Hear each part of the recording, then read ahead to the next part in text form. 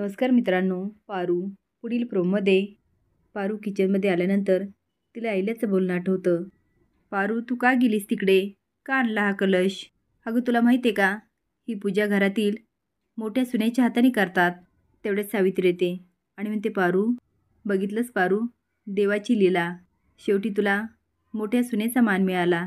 पारू म्हणते, सावित्री आत्या, पण माझ्यातून पूजा नाही झाली. ते आता पटकन एक तांब्या घेते आणि त्यामध्ये तिची साडी पिळते. साडीमधून तांब्यामध्ये थोडं पाणी पडतं. सावित्री म्हणते, पारू चाललंय काय तुझं? पारू म्हणते, थोरल्या सुनेचं कर्तव्य पार पाडते.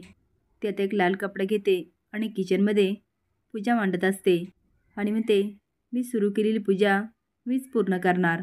मंगळसूत्राला कुंकू लावत म्हणते, माझ्या धनीसाठी आणि या घरासाठी. ते आता डोळ्याला मंगळसूत्र लावत असते. तेवढे श्रीकांत येतो आणि सगळं बघत असतो. सावित्री पूजेसमोर हात जोडून उभी असते.